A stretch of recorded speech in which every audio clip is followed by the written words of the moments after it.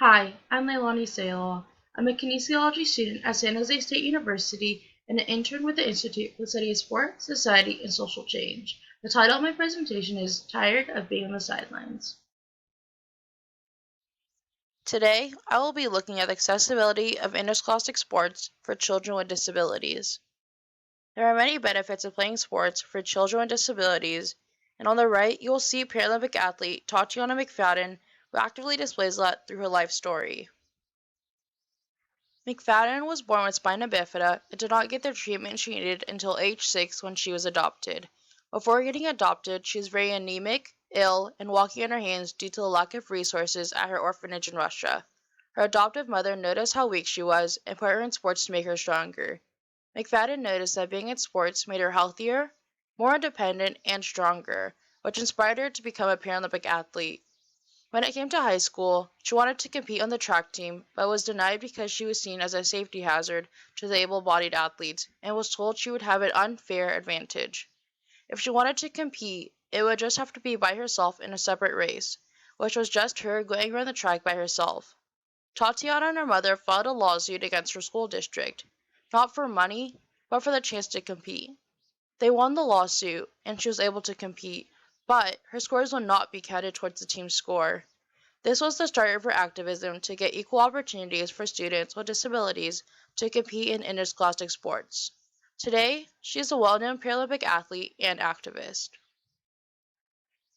To begin looking at the accessibility of interscholastic sport for children with disabilities, I turned to the National Federation of State High School Associations and made a map of adapted sports teams offered in the U.S. and compared it to able-bodied sports teams in 2018 and 2019. I wanted to highlight the states that offer adaptive sports and compare the same sports offered in that state for able-bodied athletes. The states in red represent states that do not offer adapted sports in the high school level, and states in gray represent states that do offer adapted sports. The numbers represent the total amount of schools, boys and girls combined, that offer that sport. The first number in blue represents adapted sports teams, and the number in black represents able-bodied sports teams. For example, if we look at California, we will see that there are only 7 schools, boys and girls combined, that offer adapted soccer, but 2,769 schools that offer soccer for able-bodied athletes.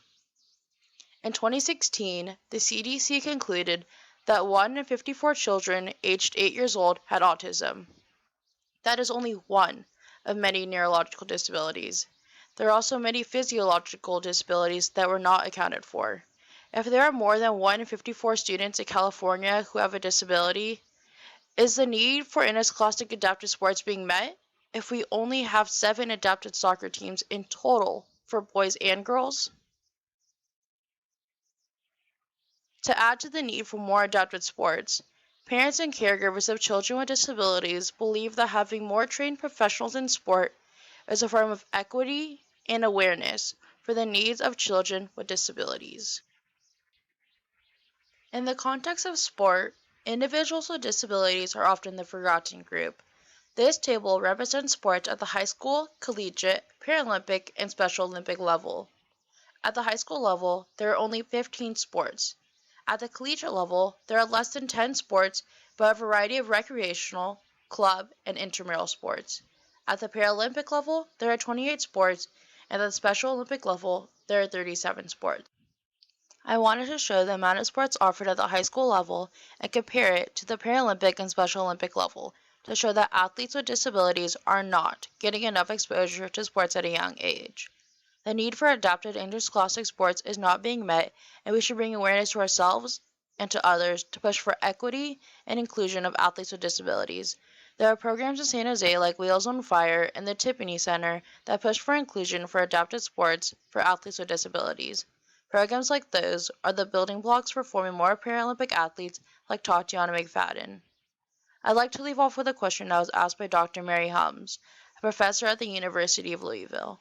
If you were in a race and you were going to end up in second place either way, would you rather lose to a female athlete, a male athlete, or an athlete with a disability, and why? Below is my works cited, and thank you for tuning in.